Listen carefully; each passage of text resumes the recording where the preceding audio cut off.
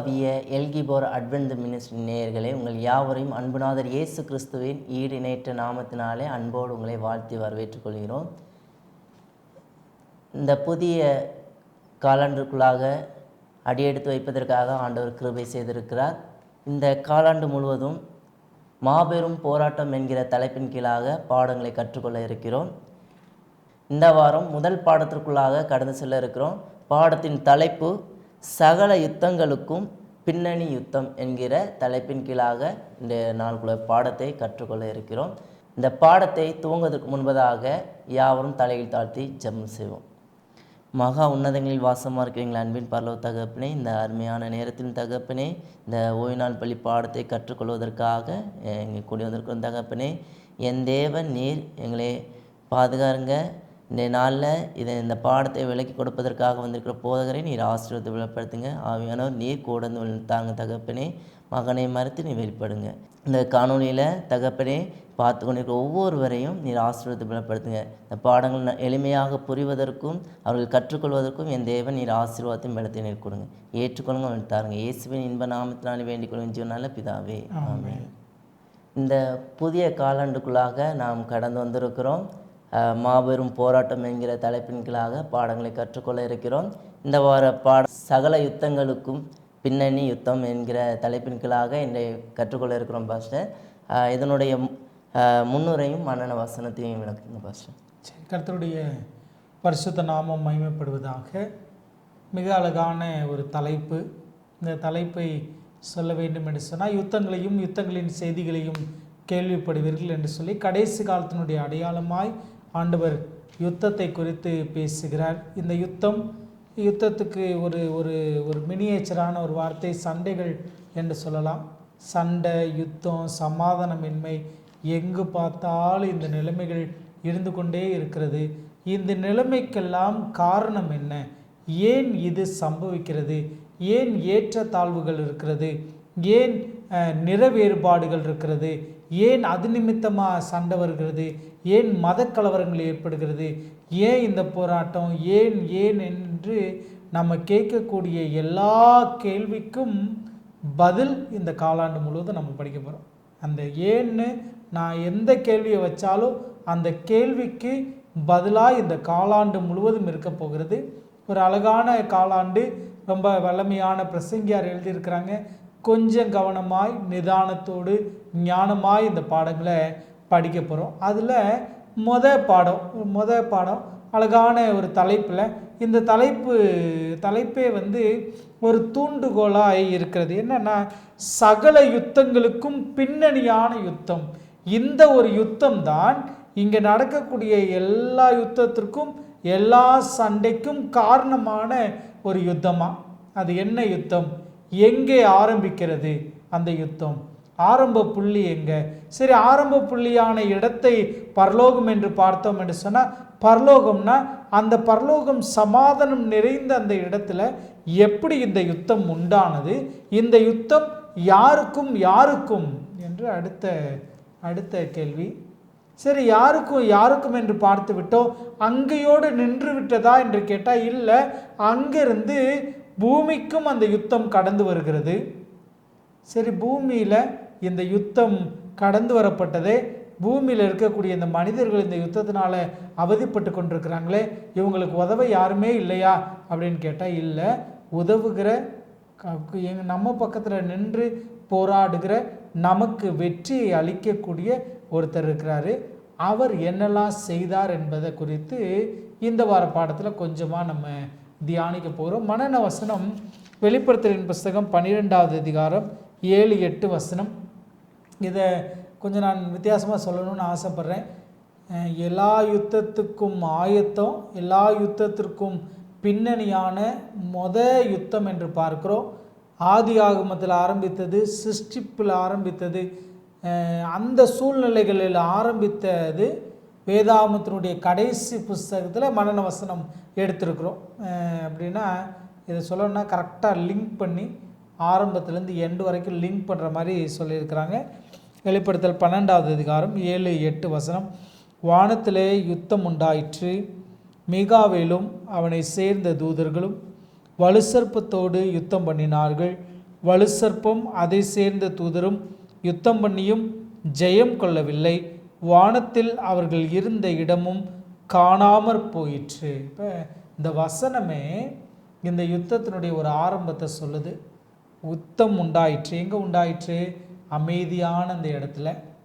சரி, யுத்தம் உண்டாயிற்று. இங்கே அழகா இந்த முன்னுரையில் சொல்லியிருக்கிறாங்க, தேவன் நல்லவராச்சே, நல்லவர் இருக்கக்கூடிய அந்த இடத்துல இந்த மோசமான காரியம் எப்படி ஏற்பட்டது?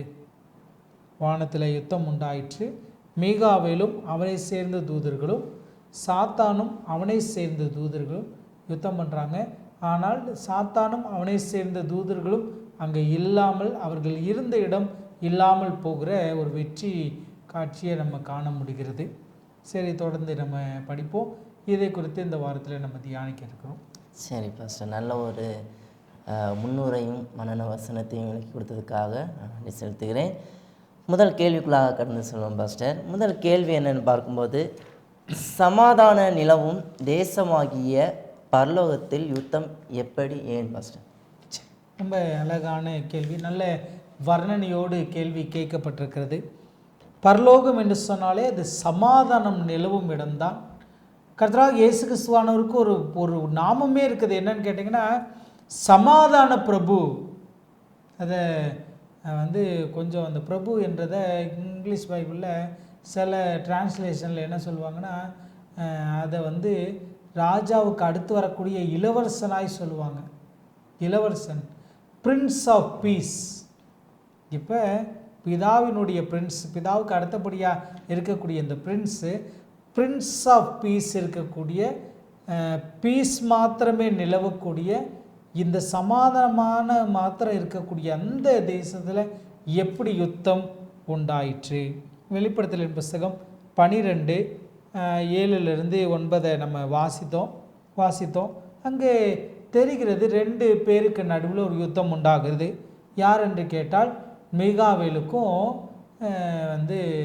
லூசிஃபருக்கும். இந்த லூசிஃபர் என்ற வார்த்தையை இங்கே நம்ம பயன்படுத்துகிறோம். தமிழ் வேதாகமத்தில் நீங்கள் லூசிஃபர் என்ற வார்த்தையை தேடினீர்கள் என்று சொன்னால் இருக்காது. விடிவெள்ளி கேட்டின் மகனாகிய விடிவெள்ளியே அப்படின்னு இருக்கும். ஆனால் இங்கிலீஷ் பைபிளில் வாசித்தீங்கன்னா லூசிஃபர் என்ற வார்த்தை இருக்கும். வேதாகமத்தில் பெயரிடப்பட்ட தூதர்கள், பெயர் கொண்டவர்கள் கொஞ்சம் பேர் இருக்கிறாங்க. அதில் நீங்கள் பார்த்தீங்கன்னா மிகாவேல் தூதன், லூசிஃபர் ஒன்று, இயேசு கிறிஸ்துனுடைய நற்செய்தி, பிறந்த நற்செய்தி எடுத்து வரக்கூடிய காப்ரியேல் தூதன். இன்னும் தள்ளுபடி ஆகமங்களில் 2 பேர் இருக்கிறாங்க, ரஃபேல் என்று சொல்லி. பெய்ர்சபூல் என்று இன்னொரு பெயர் வைக்கப்படுகிறது. அது விழுந்து போன தூதர்களில் ஒரு பிரதானமான தூதனாய் சொல்லப்படுகிறது. இது தகவலுக்கு மாத்திரமே. அதில் லூசிஃபர் என்ற ஒருத்தர். சரி, வாசிப்போமே. எசேக்கியேல் 28ஆம் அதிகாரம் 12-15 வசனம். மனுப்புத்திரனே, நீ தீரு ராஜாவை குறித்து புலம்பி அவனை நோக்கி, கர்த்தராகிய ஆண்டவர் உரைக்கிறது என்னவென்றால், நீ விசித்திரமாய் செய்யப்பட்ட முத்திரை மோதிரம், நீ ஞானத்தால் நிறைந்தவன், பூரண அழகுள்ளவன், நீ தேவனுடைய தோட்டமாகிய ஏதேனில் இருந்தவன், பத்மராகம், புஷ்பராகம், வைரம், படிகப்பச்சை, கோமேதகம், யஸ்பி, இந்திரநீலம், மரகதம், மாணிக்கம் முதலான சகலவித ரத்னங்களும் பொன்னும் உன்னை மூடிக்கொண்டிருக்கிறது. நீ சிருஷ்டிக்கப்பட்ட நாளில் உன் மேளவாத்தியங்களும் உன் நாதஸ்வரங்களும் உன்னிடத்தில் ஆயத்தப்பட்டிருந்தது. நீ காப்பதற்காக அபிஷேகம் பண்ணப்பட்ட கேரூப், தேவனுடைய பரிசுத்த பர்வதத்தில் உன்னை வைத்தேன். அக்னிமயமான கற்களின் நடுவே உலாவினாய். நீ சிருஷ்டிக்கப்பட்ட நாள் துவங்கி உன்னின் அநியாயம் கண்டுபிடிக்கப்பட்ட மட்டும் உன் வழிகளில் குறையற்றிருந்தாய். இப்போ அவருடைய பிக்சரைஸை சொல்லுது. நீங்கள் இதை கவனமாக இதை வாசித்தீர்கள் என்று சொன்னால், ஒரு பரலோகம் அப்படியே ரத்தனங்கள் பதிக்கப்பட்டு, பரலோகம்னு சொன்னால் அப்படி ஜொலிப்பாக அந்த கொலோசியலாக அந்த ஜொலிக்கக்கூடிய அந்த பட்டணமாக நம்ம பார்க்குறோம். இங்கே அதுக்கு ஒரு ஒரு இணையாக ஒரு ஒரு ஒரு பட்டணம் மாதிரி இவர் தெரிகிறாரு. பல ரத்தினங்கள் பதிக்கப்பட்டது, மேல வாத்தியங்கள், கீத வாத்தியங்களாம் அவரோடு கூட இணைந்து இருக்கிறது. அவர் காப்பதற்காகவே உருவாக்கப்பட்ட கேருப்பு தூதர்களுடைய ரகங்களில் இது பாதுகாப்பிற்காய் உருவாக்கப்பட்ட கேருபின். இவர் கேருபு தேவனுடைய பரிசுத்த பர்வதத்தில் அக்கினிமயமான கற்களுக்கு நடுவில் உலாவுறாரு. அவர்கிட்ட என்னவா இருந்ததா? அவரை முத்திரை மோதிரமாய் வைத்திருந்தாராம்.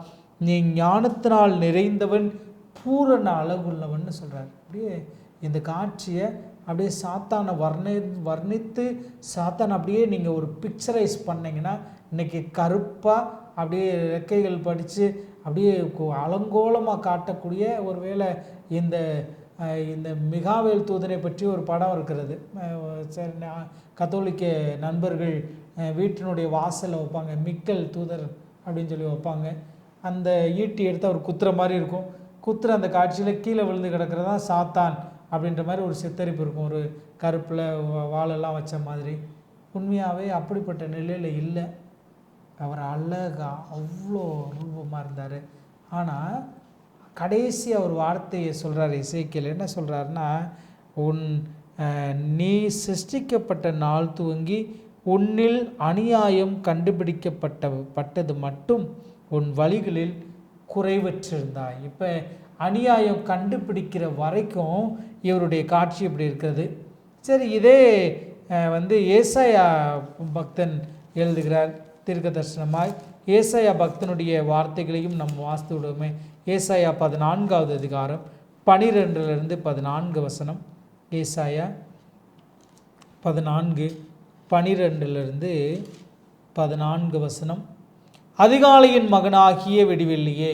இந்த அதிகாலையின் மகன் அப்படின்றதே ஆங்கில வேதாகமும் லூசிஃபர் என்று பெயரிடும். அதிகாலையின் மகனாகிய விடிவெள்ளியே, நீ வானத்திலிருந்து விழுந்தாயே, ஜாதிகளை ஈனப்படுத்தினவனே, நீ தரையிலே வெட்டப்பட்டாயே.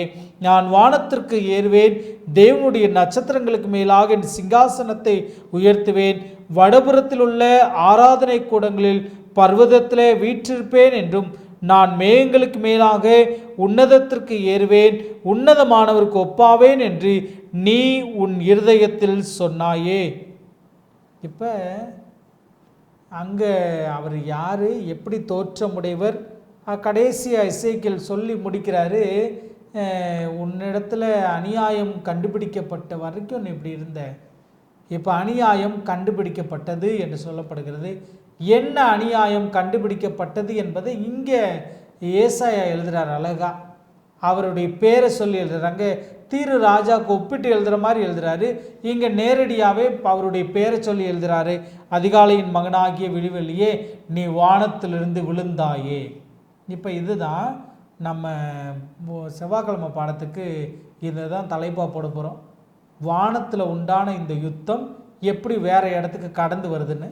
நீ தள்ளப்பட்டாயே, தள்ளப்படுற ஒரு சூழ்நிலை, இருக்கக்கூடிய இடத்துலேருந்து அவர் அங்கேருந்து தள்ளப்படுகிற ஒரு நிலை. ஜாதிகளை ஈனப்படுத்தினவனே, நீ தரையிலே வெட்டப்பட்டாயே.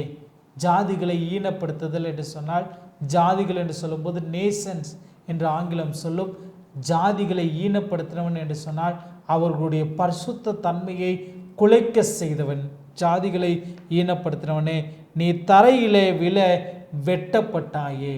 ஒருவேளை அந்த தொடர்பிலிருந்து பிரிஞ்சு வர்ற நிலை, தொடர்பில்லாத போகக்கூடிய ஒரு நிலை. வெட்டப்படுதல் என்று சொல்வது அந்த இருக்கக்கூடிய அந்த ரூட்டிலிருந்து பிரிஞ்சு வர நிலை. வெட்டப்பட்டாயே, நான் வானத்திற்கு ஏறுவேன். அவருடைய அந்த தீமை, அந்த அநியாயம் கண்டுபிடிக்கப்படுது. என்ன அநியாயம்னா, நான் வானத்திற்கு ஏறுவேன், தேவனுடைய நட்சத்திரங்களுக்கு மேலாக என் சிங்காசனத்தை உயர்த்துவேன். இப்போ அங்கே பார்த்தோம், ரத்தனங்களுக்கு நடுவில் அவரை வச்சிருக்கிறாரு. இந்த ரத்தனங்களுக்கு நடுவில் இருந்த இவன் ஒரு ப்ரொமோஷனை எதிர்பார்க்குறான். என்ன ப்ரொமோஷன் என்று சொன்னால், உன்னதமானவருக்கு ஒப்பாகக்கூடிய நிலை, நட்சத்திரங்களுக்கு மேலாய் தன்னை உயர்த்தக்கூடிய ஒரு நிலையை எதிர்பார்க்கிறான். நட்சத்திரங்களுக்கு மேலாக என் சிங்காசனத்தை உயர்த்துவேன், வடபுறத்தில் உள்ள ஆராதனை கூடத்தின் பர்வதத்திலே வீற்றிருப்பேன். இப்போ அவன் ஆராதிக்கப்பட வேண்டும் என்று நினைக்கிறான். இங்கே சிருஷ்டிக்கப்பட்ட நாள் துவங்கி என்று சொல்கிறார். He was a created being. ஆனால் இவன் எதை எடுத்துக்கணும்னு நினைக்கிறான்னா, the place of the creator.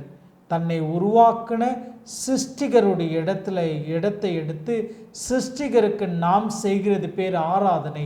சிருஷ்டிகரை சிருஷ்டி வழிபடுறதும் சிருஷ்டிகரை சிருஷ்டி தொழுது கொள்வதையும் ஆராதனை என்று சொன்னோம். என்று சொன்னால் இவன் அந்த ஆராதனையை தான் எடுத்துக்கணும்னு நினைக்கிறான். ஆராதனை கூடத்தின் பர்வதத்தில் வீற்றிருப்பேன், நான் மேகங்களுக்கு மேலாக உன்னதத்திற்கு ஏறுவேன், உன்னதமானவருக்கு ஒப்பாவேன் என்று நீ உன் இருதயத்தில் சொன்னாயே. இப்போ என்ன சொல்கிறாருன்னா, உன்னதத்துக்கு ஏறி உன்னதமானவருக்கே ஒப்பாவேன் நான்.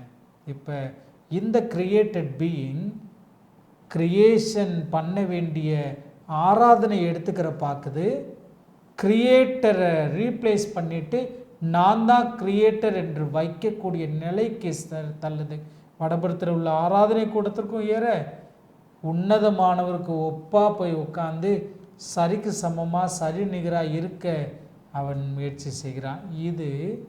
இது நிமித்தமாய் அவன் தள்ளப்பட்டது நிமித்தமாய் ஏற்பட்ட அந்த யுத்தம். வானத்தில் யுத்தம் உண்டாகிறது. அவன் சும்மா இல்லை, அவனோடு சேர்ந்து 1/3 தெய்வதூதர்களையும் என்ன செஞ்சுக்கிட்டான்னா சேர்த்து கொண்டான். அவங்களும் வஞ்சிக்கப்படுறாங்க. அவங்களும் அங்கே கேன்வாசிங் ஒர்க்கு நடக்குது. அவங்களும் விழத்தள்ளப்படுற நிலை. இப்போ ஆண்டவரும் அவரோடு சேர்ந்த தெய்வதூதர்களும் இந்த லூசிஃபரோடு சேர்ந்த தெய்வதூதர்களுக்கும் இடையான இந்த யுத்தம். நல்ல ஒரு அருமையான விளக்கத்தை இப்போது கொடுத்தாங்க. இந்த பரலோகத்தில் யுத்தம் எப்படி உண்டாயிட்டுனா, சாத்தான் ஒரு வஞ்சனை நிமித்தமாக ஆண்டவருக்கும் அவனுக்கும் ஒரு யுத்தம் உண்டாயிற்று. அதன் நிமித்தமாக அவன் என்ன செஞ்சிட்டான், அவன் கீழே தள்ளப்பட்டான்னு சொல்லிட்டு நல்ல ஒரு விளக்கத்தை கொடுத்தாங்க. அதுக்காக நான் நன்றி செலுத்துகிறேன். அடுத்த கேள்விக்குள்ளாக கடந்து செல்வோம் பாஸ்டர்.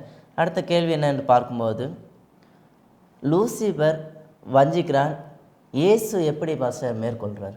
சரி, இப்போ இந்த வஞ்சனை விட்டது. உன்னதமானவருக்கு ஒப்பாகணும்னு நினைக்கிறான். இப்போ ஆராதனையை தான் ஏற்றுக்கொள்ள வேண்டும் என்று நினைக்கிறான். சில நேரங்களில் நம்முடைய ஆண்டவர் அன்பான தேவன். இன்னைக்கு நிறைய சபைகள் என்ன போதிக்குது என்று சொன்னால், எல்லாம் கிருபை, தகுதியற்றவனுக்கு கிடைக்கக்கூடிய அந்த இரக்கம், தகுதியற்றவனுக்கு கிடைக்கக்கூடிய அந்த அகாப்பே அன்பு, நீ என்ன வேணாலும் செய்துக்க என்று சொல்லிக்கொண்டே இருக்கிறது. ஆனால் என்ன வேணாலும் செய்து கொள்ளலாம் என்று சொல்லி உன்னதமானவருக்கு ஒப்பாகலாமான்னு கேட்டிங்கன்னா இல்லை. there is a limit between the creator and the created being. நமக்கும் ஆண்டவருக்கும் இடையில கண்டிப்பாக ஒரு வித்தியாசம் இருக்குது. நம்ம பரலோக ராஜ்யத்துக்கு போய் அவரோடு கூட சிங்காசனத்தில் அமரப்போகிறோம். உண்மைதான். ஆனால் தொழுகை அவருக்கு மாத்திரமே. சுற்றி இருக்கக்கூடிய அத்தனை உலகங்களும் தொழுது கொள்ள போகுது. அவரே தெய்வமாயிருந்து, அவரே ஆசாரியனாயிருந்து, அவரே அந்த பிரதான ஆசாரியனாய் பரலோக ஆசரிப்பு கூடாரத்துக்கு இருக்க போகிறாரு. நம்மெல்லாம் அவரோடு ரூலர்ஸாக இருக்க போகிறோமே தவிர we are not going to be the co-gods. அவருடைய இடத்த நம்ம எடுக்க போகிறதில்ல. சரிங்களா? இப்போ சாத்தா என்ன செய்கிறான்னா, அவன் ஒரு கூட்டத்தை ஏற்படுத்துகிறான். இந்த தெய்வம் அன்பான தெய்வம் இல்லை. ஏன்னா நம்மளாம் உருவாக்கப்பட்டோம், நம்மளாம் இப்படி இருக்கிறோம். இதை மட்டும் வச்சுட்டு தொழுகையெல்லாம் அவரே எடுத்துக்கிற பார்க்குறாரு. ஒருவேளை இந்த சாத்தான் இந்த தெய்வ தூதர்களை வஞ்சிக்கிறான். உண்மையார் எழுதுகிறாங்க, அந்த ஆண்டவரோடு கூட இருந்த தெய்வதூதர்கள் எவ்வளவோ சொல்லி அதை கன்வின்ஸ் பண்ண பார்த்தாங்களாம். சில பேருக்கு சந்தேகம் ஏற்பட்டு விடுகிறது. சில பேருக்கு நான் என்னை கேட்டால் சொல்லுவேன், மனிதர்களுக்கு ஆண்டவர் இந்த 6வது அறிவை கொடுத்துருக்கிறாருன்னு சொல்லுவாங்க. 6 அறிவு, மிருகங்களுக்கெல்லாம் 5 அறிவு, மனுஷனுக்கு 6 அறிவுன்னு சொல்லுவாங்க. அந்த 6வது அறிவாய் பார்க்கப்பட்டது என்று சொன்னால் அது பாவம் செய்ய சாத்தான் வழிவகுக்கக்கூடிய அந்த அந்த அந்த அறிவு. இப்போ அந்த அறிவை சாத்தான் என்ன பண்ணுறான்னா, தான் அந்த தொழுகை எடுத்துக்கொள்ளணுன்றதுக்காக தனக்கு ஒரு காங்கிரிகேஷன் வேணுமே, அதனால அவர்களெல்லாம் வஞ்சிக்க பார்க்கிறான். ஆனால் ஆண்டவர் அவன் அந்த இடத்துல விடாமல் அங்கேருந்து அவனை விழத்தள்ளுகிறார். இதை தொடர்ந்து நம்ம படிக்க போகிறோம். இப்போ இந்த ஆரம்பித்த இந்த யுத்தம் அவர்களை ஆண்டவர் சொல்கிறார். தொடர்ந்து நம்ம இதை குறித்து படிக்க போகிறோம். உன்னை ராஜாக்களுக்கு முன்பாக வேடிக்கையாக்கி போடுவேன்னு சொல்கிறார். ராஜாக்களுக்கு முன்பாக உன்னை வேடிக்கையாக்கி போடுவேன் என்று சொல்லுகிறாரு. அப்போ ஒருவேளை சாத்தான் கெக்க சொல்லி சிரித்திருக்க வேண்டும். எங்கேருந்து ராஜாக்கள் இருக்கிறாங்க? இப்போ ராஜாக்கள் உருவாக்கப்படுகிறார்கள், இவைகளை ஆண்டு கொள்ளுங்கள் என்று சொல்லக்கூடிய அளவிற்கு அவருக்கு அடுத்த ஸ்தானத்திற்கு உருவாக்கப்படுகிறார்கள். அவர்கள் வஞ்சிக்கப்படுகிறாங்க. ஆனால் இந்த யுத்தத்தில் ஆண்டவர் கர்த்தராகிய இயேசு கிறிஸ்துவானவர் எப்போதும் வெல்லுகிறவராக, எந்த நேரத்திலும் இந்த பாவத்தை விலக்குவதற்கு என்னெல்லாம் யுக்தியை பயன்படுத்த வேண்டுமோ அதெல்லாம் பயன்படுத்துகிறார். ஆனாலும் அவருடைய அந்த பெரிய அன்பு எதை அனுமதிக்கிறது என்று சொன்னால், தெரிந்தெடுக்கிற அந்த உரிமையை அனுமதிக்கிறது. இந்த 6th சென்ஸோடு ஆண்டவர் படைச்சிட்டாரு. இந்த 6th சென்ஸை அவங்களுக்கு கொடுக்குறார். என்ன சொல்லனா, விடுதலையோடு தேர்ந்தெடுக்கிற அந்த உரிமையை கொடுக்கிறார். ஆனால் எந்நேரமும் வெல்லுகிற பக்கத்தில் அவர் தான் இருக்கிறாரு. அங்கே மனப்பாட வசனமே கூட அதுதான் சொல்லும். வானத்தில் அவர்கள் இருந்த இடமும் காணாமற் போயிற்று. 3ஆம் வருகையில் 1000 வருட அரசாட்சிக்கு பின்பாக இதை பூமியிலையும் பரலோகத்திலையும் எல்லாத்துலேயுமே நிவர்த்தி செய்யப்படுறாரு. இப்போ பரலோகத்தில் அவங்க இடம் இல்லாமல் போயிற்று. இப்போ பூமியிலையும் அவங்க இடம் இல்லாமல் போக போகுது. எப்போன்னு கேட்டிங்கன்னா, கிறிஸ்துவனுடைய 2ஆம் வருகைக்கு பின்பாக 1000 வருட அரசாட்சியினுடைய முடிவில் இல்லாமல் போகிறது. அருமையான ஒரு விளக்கத்தை கொடுத்தாங்க. லூசிபருடைய வஞ்சன் நிமித்தமாக இடத்தை இழந்தவனாக காணப்படுகிற அந்த வஞ்சன் நிமித்தமாக ஒரு அருமையான விளக்கத்தை கொடுத்தாங்க. அதற்காக நன்றி செலுத்துகிறேன். அடுத்த கேள்விக்குள்ளாக கடந்து செல்வோம். பாஸ்டர், அடுத்த கேள்வி என்னென்னு பார்க்கும்போது, போராட்டத்தில் பூமி எப்படி இணையுது பாஸ்டர்? சரி, இப்போ பாடத்தினுடைய தலைப்பு பார்த்தோம். எல்லா யுத்தத்திற்கான அதனுடைய என்ன சொல்லலாம், ஆரிஜின் ஆஃப் வார். சரி, அதிலிருந்து வானத்திலே யுத்தம் உண்டாயிற்றுன்னு பார்த்தோம். இப்போ அதுக்கப்புறம் வானத்திலிருந்து அவன் விழத்தள்ளப்படக்கூடிய நிலை, விழத்தள்ளப்பட்டு அவனை வேடிக்கையாக்கி போடுவதற்காய் சில அரசர்கள் உருவாக்கப்படுறாங்க. ஆதாம் ஏவாள் உருவாக்கப்படுறாங்க, சிருஷ்டிகள் உருவாக்கப்படுகிறது, எல்லாம் உருவாக்கப்பட்டு இந்த பூமி நிறைந்திருக்கிற இந்த பூமியில் இவன் என்ன செய்கிறான்னு சொன்னால், அந்த அரசர்களை யாருக்கு முன்பாக வேடிக்கையாக்கி போடுவேன் என்று சொன்னாரோ, வேடிக்கையாக்கி போட்ட அவங்கள தகுதி இழக்க செய்கிறார். இதை நான் கரெக்டாக நான் சொல்கிற இந்த பார்வையோடு நீங்கள் கவனமாய் படித்தீர்கள் என்று சொன்னால் ரொம்ப அழகாக இந்த விஷயம் புரியும். இப்போ ஜூரிஸ் என்று சொல்லுவாங்க, தேர்ந்தெடுக்கிற ஒரு காரியத்தை ஜட்ஜு பண்ணி நடுநிலைப்படுத்துகிறவர்கள். இப்போ ஜூரிஸ் வேணும் இந்த 2 யுத்தத்துக்கு நடுவில் யார் வெற்றியாளர் என்று தீர்மானிக்கிறதற்கு. இப்போ மிகாவேலுக்கும் அவரை சேர்ந்த தூதர்களுக்கும், லூசிஃபருக்கும் அவரை சேர்ந்த தூதர்களுக்கும் யுத்தம் நடந்து கொண்டிருக்கிறது. ஒரு ரெஃப்ரி வேணும், ஒரு ஜூரி வேணும், யார் ஜெயித்தாங்கன்னு சொல்கிறதுக்கு. யார் முன்னால் வேடிக்கையாக்கி போடுவேன், யார் முன்னால் நான் வெற்றி சிறப்பேன், யார் முன்னால் உன்னை தோல்வியை தழுவ வைப்பேன் என்று சொன்னாரோ அந்த நபர்களை தகுதி இழக்க செய்து விட்டால், ஒருவேளை நான் இதை ஒரு ரெஸ்லிங் கண்ணோட்டத்தோடு கூட ரெஸ்லிங்கினுடைய அந்த ரிங்கை வச்சு உங்களுக்கு சொல்ல வேண்டும் என்று ஆசைப்படுகிறேன். ரெஸ்லிங் ரிங்குக்குள்ளே பார்த்தீர்கள் என்று சொன்னால் 2 நபர்கள் அடித்து கொள்வாங்க. குறிப்பிட்ட தருணத்துக்குள்ளே அடிக்க வேண்டும், குறிப்பிட்ட சட்டத்திட்டங்களோடு அடித்து கொள்ள வேண்டும். அதற்கு நடுவில் ஒருவேளை இவங்க 2 பேரும் ஜெய்ஜாண்டிக்காக பயங்கரமாக வந்து அடி பயங்கரமாக விழுகிற மாதிரி இருக்கும். அதுக்கு நடுவில் ஒருத்தர் ஒரு கோடு போட்டு சட்டை போட்டு ரெஃப்ரி உள்ளே ஓடிக்கிட்டே இருப்பார், உள்ளே ஓடிக்கொண்டே இருப்பார். இப்போ இந்த ரெஃப்ரி வந்து என்ன செய்வார் என்று கேட்டிங்கன்னா, யாராவது ஒருத்தர் அவரை இறுக்கமாக, ஒரு நபர் இன்னொருத்தரை இறுக்கமாய் பிடித்து விட்டால், ஒன்று இறுக்கமாய் பிடிக்கப்பட்ட நபர் 10 முறை கீழே அடிக்க வேண்டும். அடித்தால் நான் தோத்துட்டேன் அப்படின்னு ஒத்துக்கிட்டதா அர்த்தம். இப்போ இந்த ரெஃப்ரி இந்த ரெஃப்ரி வந்து 10 முறை யாராவது பிடித்திருக்கும்போது அடித்தால், அவங்களா அடிச்சிட்டா தோல்வியை அவங்களே ஏற்றுக்கொண்டதா அர்த்தம். ரெஃப்ரி தேவையில்லை. ஆனால் ரெஃப்ரி அடித்தால் யார் பிடிமானமாக இருக்கிறாரோ அவர் தோல்வியை தழுவினதாகவும், யார் பிடித்து கொண்டிருந்தாரோ அவர் வெற்றியை தழுவினதாகவும். இப்போ இந்த ஜூரி தட்டுற இந்த 10 தட்டு தான் என்னத்தை தீர்மானிக்கும் என்று சொன்னால், யார் வெற்றியாளர் என்பதையும் தீர்மானிக்கும், யார் தோல்வியாளர் என்பதையும் தீர்மானிக்கும். இவர் தான் அந்த வெற்றியாளருடைய கையை உயர்த்தி காட்ட வேண்டும். சரி, இப்போ இந்த காட்சியை எப்படியோ நீங்கள் வச்சுக்கோங்க. 2 பேருக்கு நடுவில் யுத்தம் நடக்கிறதுக்கு முன்பாக இப்போ தோற்று கொண்டிருக்கிற அவன் என்ன செய்து விடுகிறான் என்று சொன்னால், ரெஃப்ரி அடிச்சிடறான். ரெஃப்ரி மயங்கி விழுந்துட்டார்.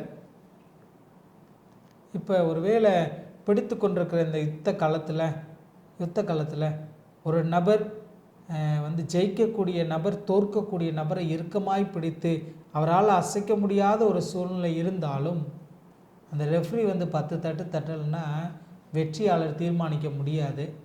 அதே மாதிரி சாத்தானுக்கும் இந்த ஆண்டவருக்கும் இடையில நடக்கக்கூடிய இந்த யுத்தத்தில் நடுநிலையாளர்களாய் நாம் தூதர்களையும் நியாயந்தீர்க்கும்படியாய் நியாயாதிபதிகளாய் நம்மளை வைக்க ஆண்டவர் தீர்மானித்து நம்மளை உருவாக்கி இருக்க, இவன் என்ன செய்துட்டானா அந்த ரெஃப்ரியை தகுதி இழக்க செய்கிறான். இதுதான் பாவத்தினுடைய ஆரம்பமே. நான் வந்து சபையை பார்த்து கொண்ட சபையில் ஒரு கேள்வி ஒன்று வந்தது. ஒரு தோல்வியான ஒரு சூழ்நிலை, குடும்பத்தில் ஒரு நெருக்கமான ஒரு நிலை. பாஸ்டர், ஏன் பாஸ்டர் இந்த சாத்தானுக்கு ஏன் பாஸ்டர் இந்த பிரச்சனை? அவன் ஏன் எங்களுக்கு இவ்வளோ பாடம் கொடுக்குறான்? நாங்கள் இவ்வளோ கஷ்டப்படுறதுனால அவனுக்கு என்ன லாபம்? சில நேரம் இதை மனுஷிகமாக சாதாரண ஒரு குழந்தை மாதிரி நீங்கள் யோசித்து பார்த்தீங்கன்னா, அவங்க கேட்குற கேள்வி கரெக்டாக இருக்கிற மாதிரி தான் இருக்கும். நான் என் சகோதரனோடு சண்டை போட்டு அவன் மூஞ்சியை நான் உடைச்சி, என் மூஞ்சியை அவன் உடைச்சி, இந்த சண்டை நடந்து கொண்டிருக்கிறதுனால சாத்தானுக்கு என்ன லாபம்? இல்லை வந்து விக்கிரகத்தை வழிபடக்கூடிய, இல்லை வந்து அஞ்ஞான மார்க்கத்தில் இருக்கக்கூடியவன் வெற்றி பெறதுனால சாத்தானுக்கு என்ன மகிழ்ச்சி? அவனுக்கு என்ன லாபம்? ஒருவேளை ஏமாற்றி ஜெயிக்கிறவன் கோடி கோடியாக பெரிய பெரிய பில்டிங்கெல்லாம் கட்டி கொண்டு போவதனால அவனுக்கு என்ன லாபம்? அவனுக்கு எதையுமே அனுபவிக்க முடியாது. ஒருவேளை ஏசி போட்டிருந்தா கூட அந்த ஏசியை அனுபவிக்க முடியாது, அவனுடைய வீட்டு ரூமில் போய் படுக்க முடியாது, எதுவுமே செய்ய முடியாது. அவனுக்கு என்ன லாபம்?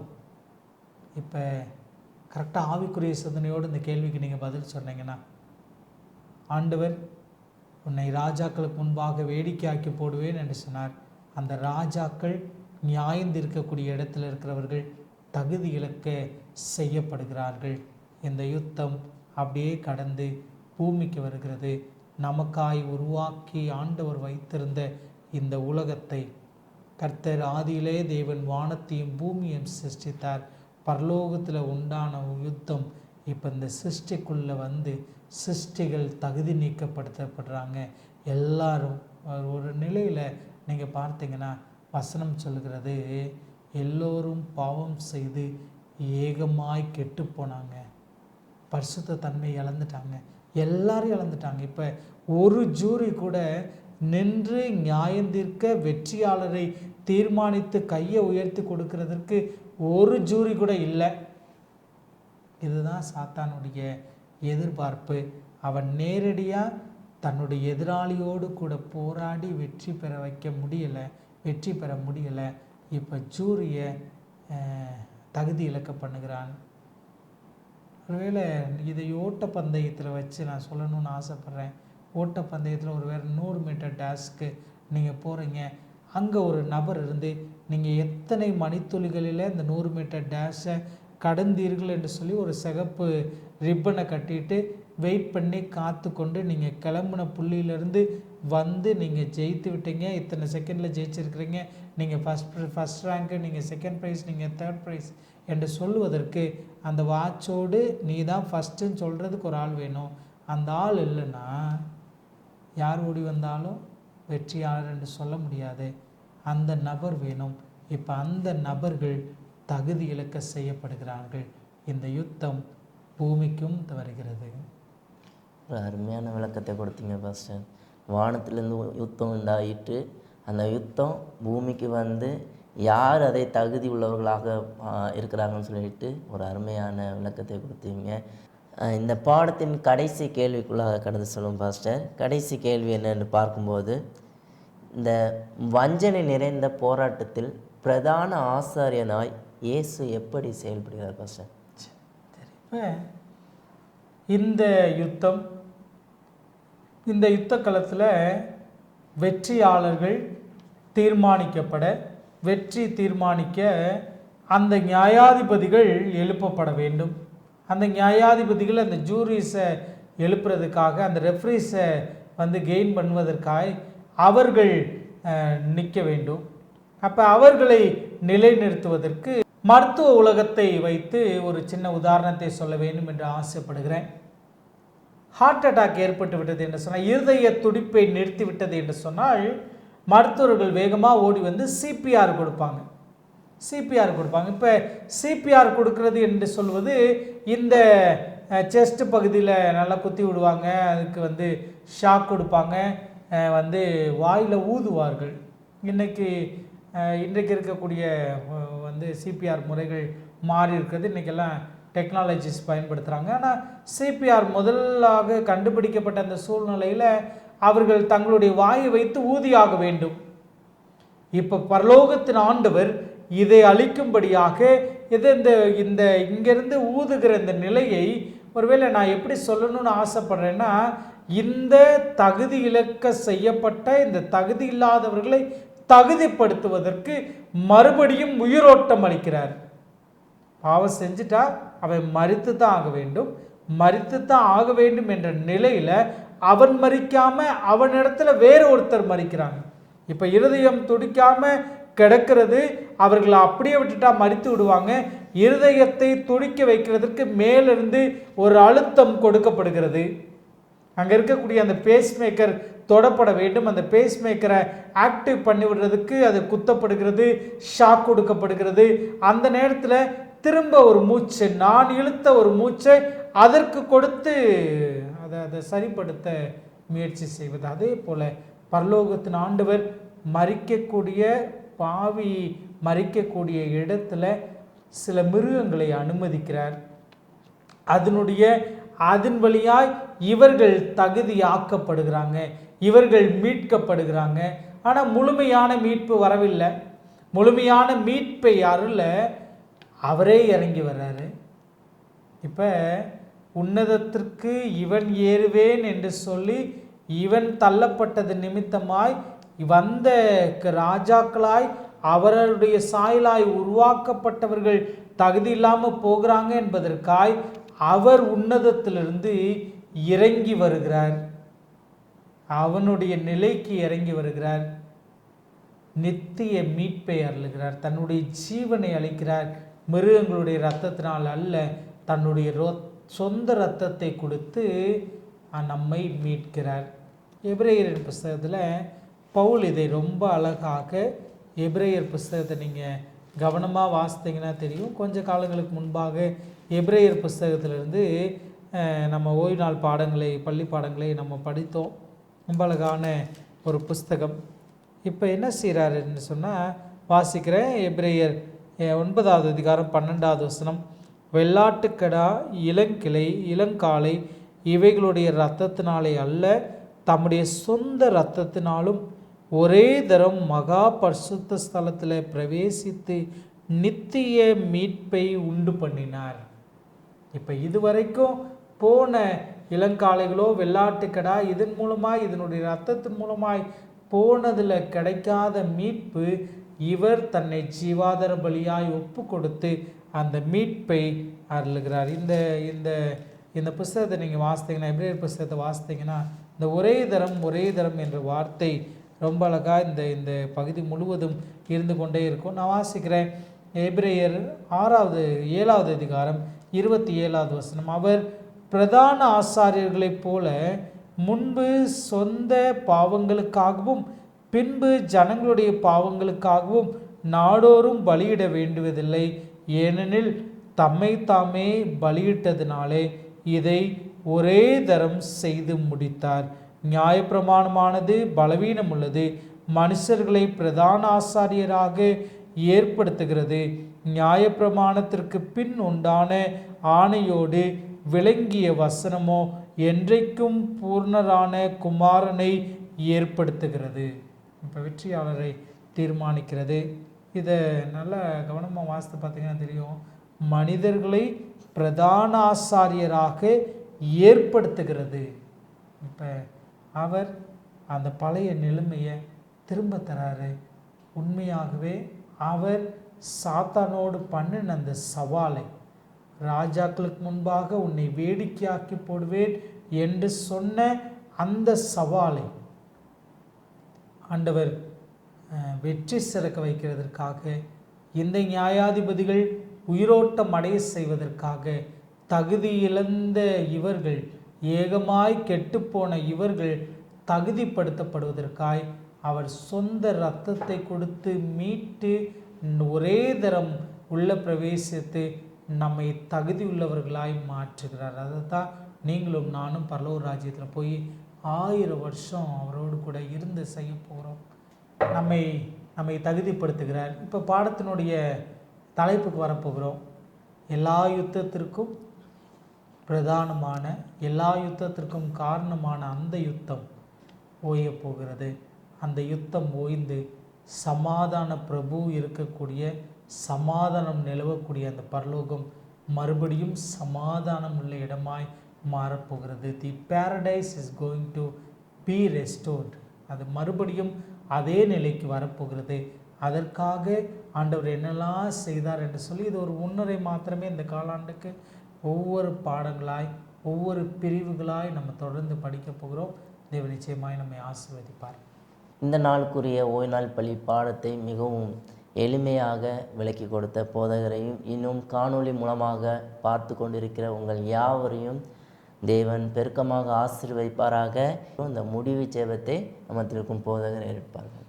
எங்களை நேசிக்கிற எங்கள் பரலோகத்தில் நல்ல தகப்பனே, நம்முடைய நேசம் எவ்வளோ பெரியது. இந்த யுத்தத்தில் நீர் வெற்றியாளராய் நின்று உமக்கு சார்பாய் நிற்கக்கூடிய நாங்கள் எல்லாம் உம்மோடு கூட வெற்றியாளர்களாய் பரலோகத்தின் ஆண்டவரே, எங்களுக்கு முன்பாக சாத்தானை வேடிக்கையாக்கி போட வேண்டும் என்று நீர் வைத்திருக்கிற திட்டத்திற்காய் உம்முடைய ஜீவனையே கொடுத்து எங்களை மீட்ட எங்கள் பரலோகத்தின் அன்பு தெய்வம், எங்களுக்கு உதவியாக இருங்க. பாவத்தை மேற்கொள்ளவும் சாத்தானை மேற்கொள்ளவும் எங்களுக்கு உதவியாக இருங்க ஆண்டவரே. கர்த்தருக்கு கீழ்ப்படிந்திருங்கள், பிசாசுக்கு எதிர்த்து நில்லுங்கள், அப்பொழுது அவன் உங்களை விட்டு ஓடி போவான் என்று சொன்ன அந்த வசனம் எங்கள் வாழ்க்கையில் நிறைவேற நீங்கள் உதவி செய்யுங்க. இயேசு வழியாக வருகிறோம் நல்ல பிதாவே, ஆமென். இந்த பாடம் உங்களுக்கு எளிமையாக புரிந்திருக்கும் என்று கர்த்தருக்குள்ளாக நான் நம்புகிறேன். இது எல்கிபோர் அட்வென்ட் மினிஸ்ட்ரி. இணையுங்கள், பகிருங்கள். உங்களுக்கு கேள்விகள் இருந்தால் கமெண்ட் செக்ஷனில் உங்களுடைய கேள்விகளை பதிவு செய்யுங்கள். தேவன் தாமே உங்களை அனைவரும் ஆசீர்வதிப்பாராக. ஆமென்.